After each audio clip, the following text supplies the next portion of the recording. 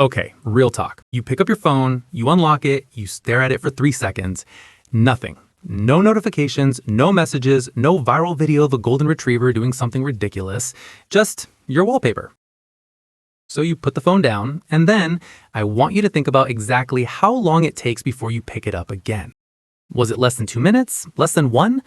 Be honest, because some of you picked it up while that was still talking, and you're watching this video on your phone right now, which honestly is peak human behavior, and I respect it. Here's the wild part though, and this is what we're getting into today. You're not doing this because you're weak-willed or addicted or broken.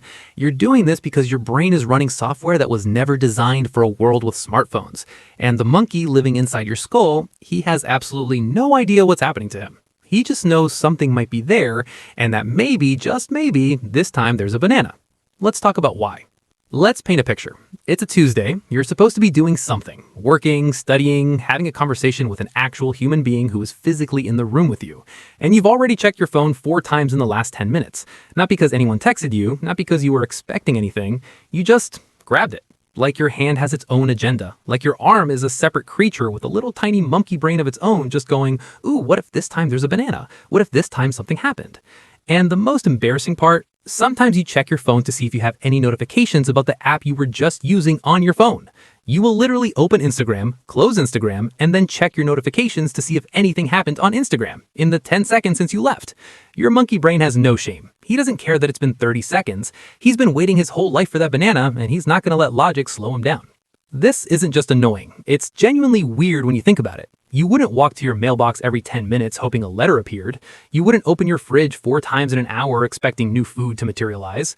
But with your phone, totally different rules. And there's a real reason for that, buried in neuroscience and the way your brain was wired long before Steve Jobs was a glimmer in the universe's eye. All right, here's where it gets interesting. Deep in your brain, there's a little system called the dopamine reward circuit. Now, most people have heard of dopamine and assume it's the feel-good chemical, like your brain's version of a smoothie. But here's the thing that most people get wrong. Dopamine isn't really about pleasure. It's about anticipation. It's about the possibility of reward. Dopamine is what your brain releases when it thinks a banana might be coming, not when the banana arrives, the maybe. And this distinction matters enormously. A neuroscientist named Wolfram Schultz did a famous experiment where he gave monkeys, actual literal monkeys, not metaphorical ones, a juice reward every time a light flashed. At first, the dopamine hit came when the juice arrived, but over time something shifted. The dopamine started firing when the light flashed, before the juice. The monkey's brain had learned light means possible banana, and that possibility alone was enough to light the brain up like a Christmas tree. Sound familiar? Your phone buzzing or you thinking your phone buzzed is the light, and your Instagram feed is the juice. Except sometimes there's no juice, and your brain just does it again anyway. This is because the pattern that makes dopamine go haywire is called a variable reward schedule. It's the same psychology that makes slot machines so devastating. If you knew your phone would have exactly 2 notifications every hour, you'd check it twice an hour. Boring, efficient, rational. But your phone doesn't work like that. Sometimes there's nothing. Sometimes there's 17 things. Sometimes someone liked the photo you posted in 2019, and for some reason that hits like gold. The randomness is the whole thing. Your monkey brain cannot resist randomness. He'll pull that lever forever on the chance something good comes out because that's how his ancestors found food, avoided predators, and survived long enough to eventually ruin your productivity in the 21st century. Thanks, evolution. And here's something genuinely wild. Researchers at UC Irvine found that after an interruption, it takes an average of 23 minutes to fully return to a task. 23 minutes. You check your phone for 11 seconds and you've essentially torched half an hour of focused attention. But your monkey doesn't know that. He doesn't do long-term math. He lives entirely in the present moment, which sounds very zen until you realize the present moment for him is just check phone, what if banana? Here's the part nobody talks about though, and this is where it gets a little uncomfortable. So I'll make it funny so we can all handle it together. The phone checking isn't really about the phone. When researchers study compulsive phone use, they keep finding the same thing underneath it. We're not looking for information. We're escaping from mild, low-grade discomfort of just being present with nothing happening. Boredom, silence, a moment where no one needs anything from you and you're not consuming anything and you're just kind of there.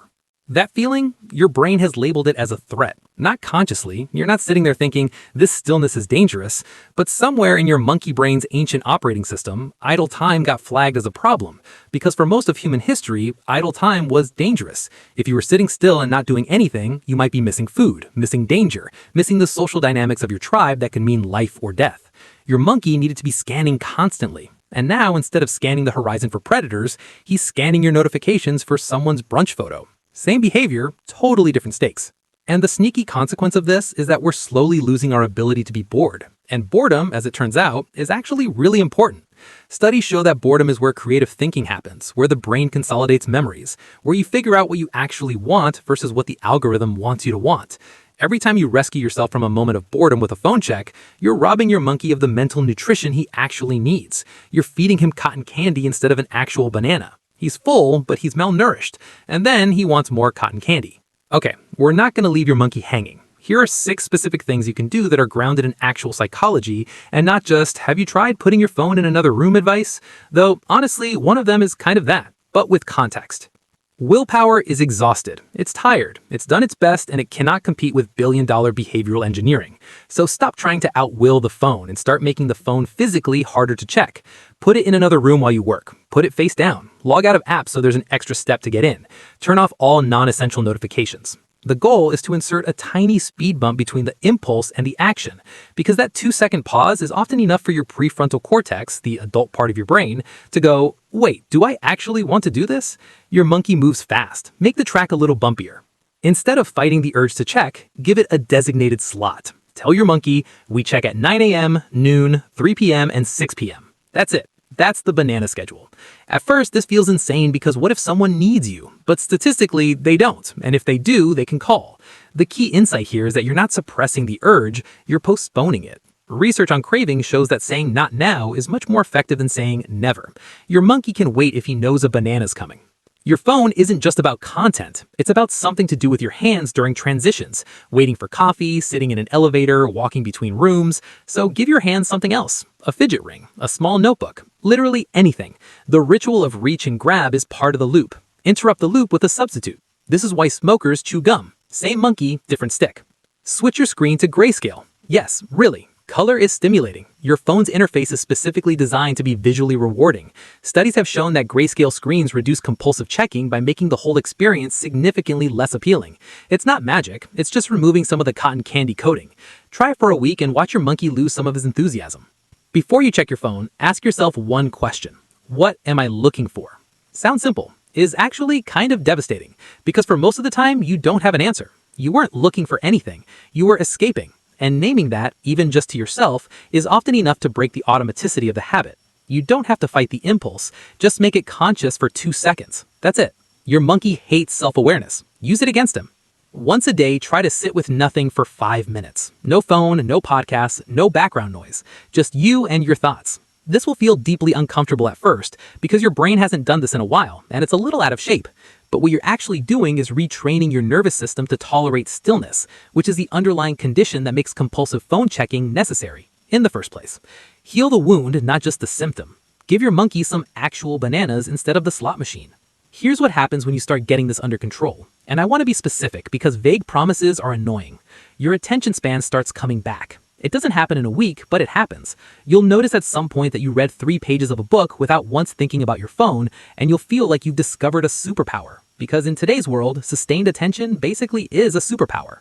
The people who can focus for 2 uninterrupted hours are operating at a completely different level than everyone else. And most of them aren't smarter, they've just gotten their monkey to sit down. Your baseline anxiety also drops. This one surprised researchers too. A lot of low-grade anxiety that people chalk up to their personality or their circumstances is actually just the neurological cost of constant context switching and dopamine dysregulation. When your brain isn't perpetually anticipating the next notification, it calms down. Not completely. Your monkey's always going to be a little anxious, that's his job, but measurably. You start actually experiencing the moments you're in instead of half experiencing them while also scanning for something better. Food tastes different. Conversations get deeper. You get back a version of yourself that got a little lost somewhere around 2015. And here's the full circle moment. Remember the opening? You picking up your phone and finding nothing? That moment of nothing is actually an opportunity. Your monkey sees emptiness and panics, but you, the human running the monkey, the part of you that watched this whole video, you can start to see it differently. Nothing there means nothing pulling at you. Nothing there means you're free for a second. Nothing there is just space. And space, it turns out, is where most of the good stuff actually lives. Your monkey just needed to learn that not every moment needs a banana. You came here because you recognize yourself in the title, and I hope you're leaving with something more useful than guilt. Your phone habit isn't a character flaw.